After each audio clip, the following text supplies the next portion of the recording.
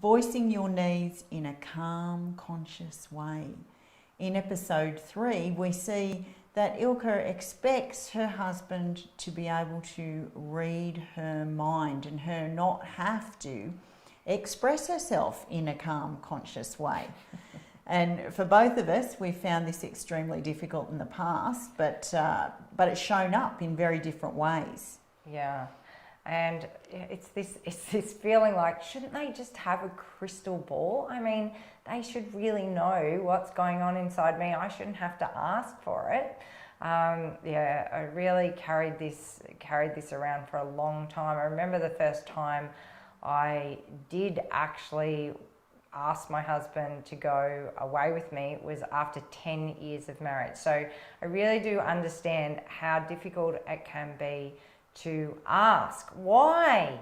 Why is it so difficult? Yeah, and I think back in the day when I was did some marriage counselling with my partner, and we were given some strategies to follow about when we come to the table and have a discussion.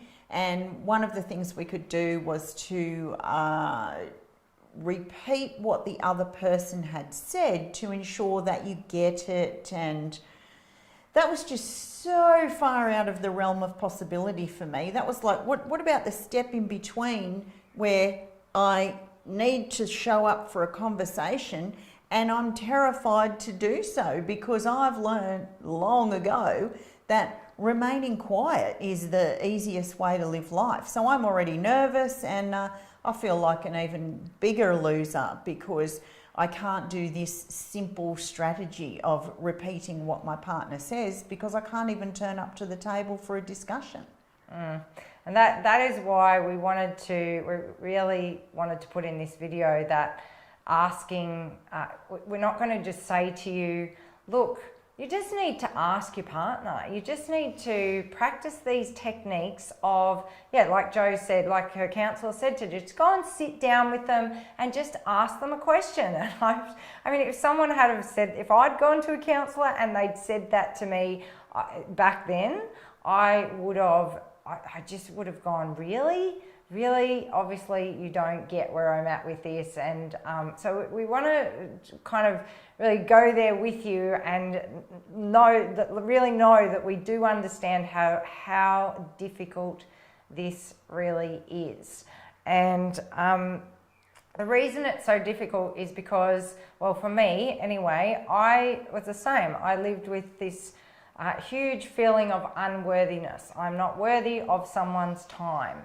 And so if I was going to get rejected for asking for someone's time, that was just going to reinforce the belief that I wasn't worthy of someone's time. So the way that I kept myself safe from that, and the way that I made my life a whole lot easier with, this is the way I avoided rejection like the plague, was to make sure that I never asked for anything and I did everything myself. But it didn't actually stop me complaining behind my husband's back that he would never do things for me, or things like that I was doing. But that was all part of the symptom of actually not being able to speak up for myself. But it was coming from, and we're going to talk about this in the next video, but it was coming from all of my childhood wounding that said, Daddy doesn't have enough time for me. Pretty similar.